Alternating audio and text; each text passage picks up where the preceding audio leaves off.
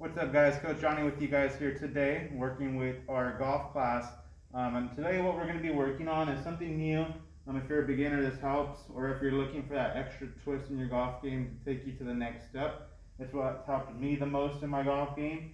And it's getting ready to swing with the emphasis of how we hold the club, right? So, a lot of times when you're beginning, you just pick it up, whatever's comfortable, and you swing, right?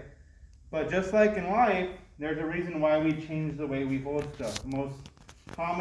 The way I like to explain it is how we hold a pencil, right?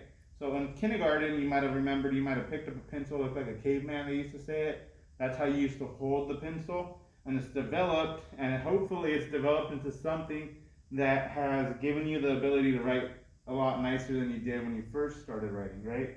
So we're going to work on hold. I'm going to introduce you to a couple different holds. There's a couple different holds that you could do on the putting green versus if you're teeing off. And then we're going to be working on Rule 11. So Rule 11, real brief intro. It's going to take me to my first game.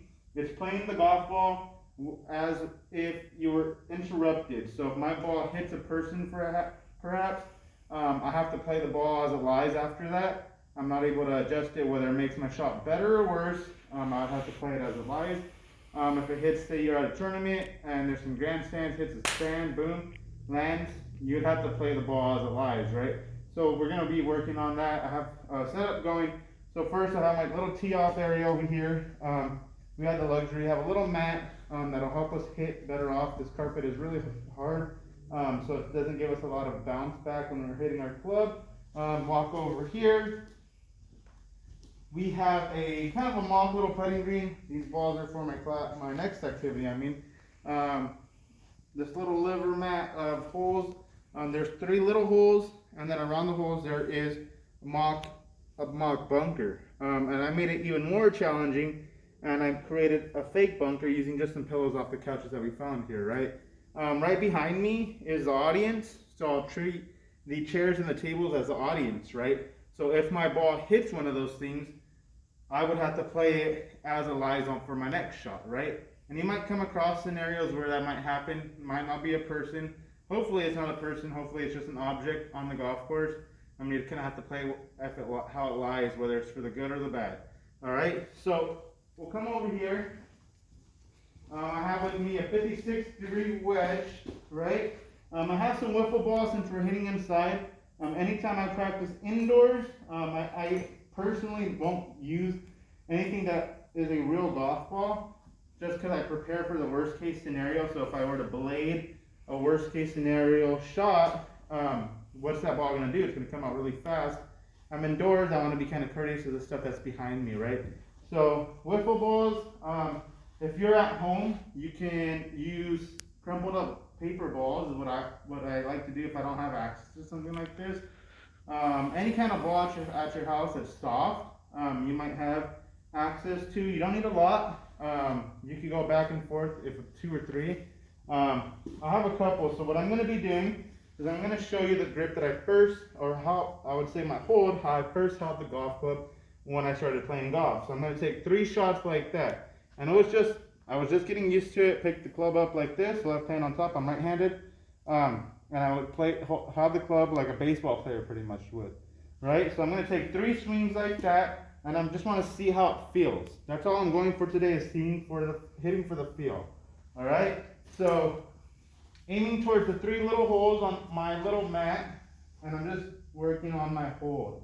And I'm trying to see what feels good. Not really worrying about where it goes, where it lands. But more on just how it feels over the end result, right? So I'm swinging with the baseball swing.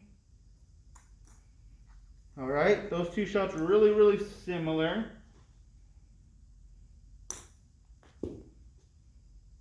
Not too bad as far as the end result. Actually pretty good. A little recap on how that felt for myself. Felt pretty good, honestly. I'm thinking since it's a lot smaller swing, if you look towards my target, that's probably about 15 feet away from me, so I don't have to take a huge swing. So it's a little bit more under control with this kind of hold, right? With the way I'm holding this club. Now, if I were to have to tee off say 50 yards away from the hole, 100 yards away from the hole, 150 yards, maybe it's going to feel a little different. But for right now, we're just working on my small chip shots. So now what I'm going to teach you is what we call the hot dog grip, right? The way I show it is you put your thumb going straight down. On my other hand, I'm right-handed. If you're left-handed, it's just going to be reversed. Hugs that hot dog right there like that. And that's kind of gets us ready to our final hold that I'll teach you after this. So I'm going to take 3 swings like this and see how this feels, right? This is not my normal hold, nor was the baseball swing. All right, similar to the baseball swing. Let's see if I can do 3 for 3. Ooh, right on the lip of the hole. Nice, but remember I'm working on more of the feel. How does it feel for me to hold the club this way? Because it's not the normal way that I usually hold it, right? To report back on those 3 shots, I would probably say that honestly the baseball grip felt more comfortable than the hot dog bun for me. I talked about how those 2 holds weren't my normal way I would hold the golf club. Lastly, I'm going to show you how you would hold it for an interlock grip, right? It's a little bit more confusing. My personal experience the first time I did this, I felt really, really uncomfortable for probably about 2 weeks of practice. And after 2 weeks of practice, it felt 100% normal. Then now I go take big swings like a baseball bat, and now it doesn't feel comfortable. That doesn't feel comfortable, and that's what I started with, right? So interlock. I have my hand set like this, like a Nike swoosh mark. I'm going to get my right hand. Remember, I'm right-handed, so if you're left-handed, it's going to be flip-flopped. Right hand, I'm going to get my pinky. I'm going to put it right under the end of the swoosh mark. And it's pretty much similar to the hot dog, the rest of it. I'm just going to wrap it around like that now, okay? So that's called the interlock grip. So remember to reference that little Nike swoosh mark with your left hand, and then put your pinky under the end of the swoosh mark. Now I'm going to the same targets that I was going before. All right, now I'm going to hit 2 more, see how it feels compared to the other 2, right? Honestly, I didn't really know what to expect from this, just because I don't really use those other 2 grips, other 2 holds. All right, lastly, let's see how it turns out.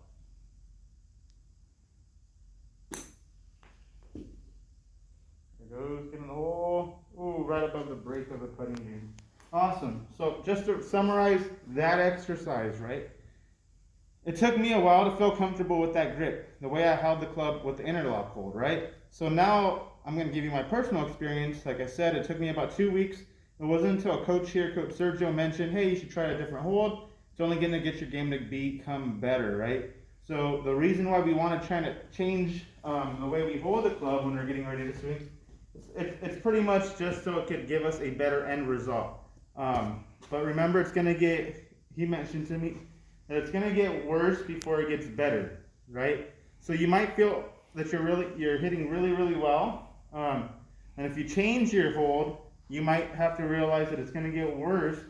Your end result's going to get worse before it becomes better. But once it becomes better, you start to feel things in your hip, right? So if I open up my club face during my swing path, I kind of feel it in my hold. Or if I close it, you start to feel all those sorts of things. A big thing in golf, one of the trainers that came over to the first tee once mentioned, as soon as you learn how to feel the head and you know where the head of the club is during your whole swing path, is when you start to really skyrocket in your golf game, right?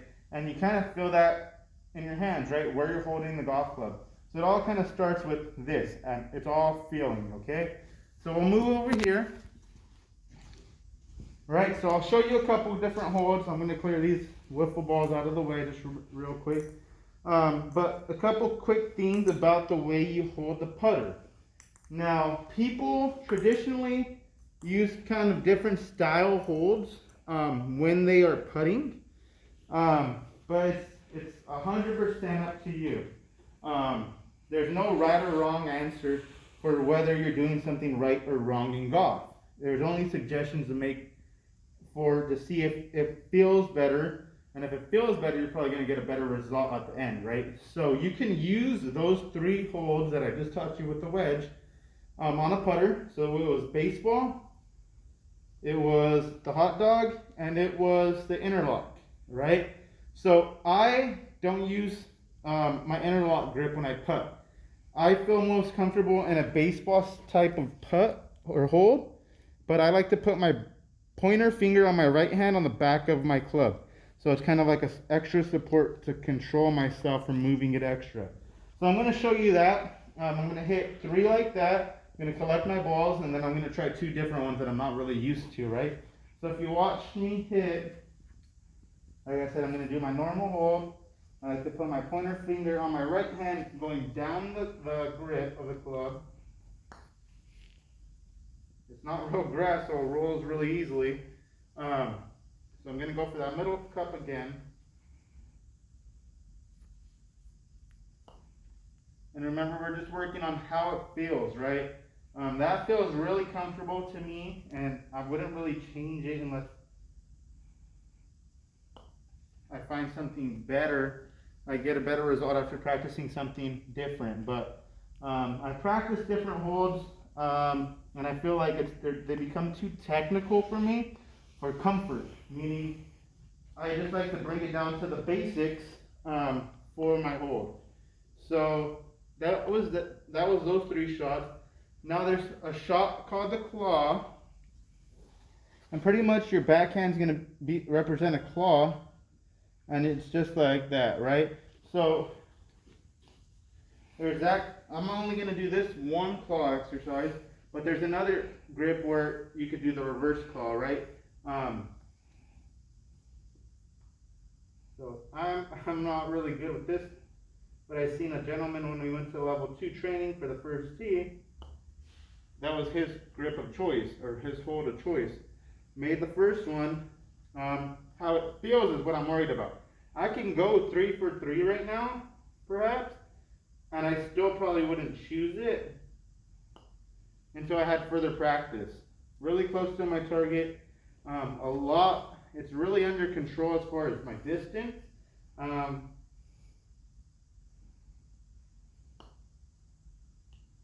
Probably would have made it if the other ball wasn't there.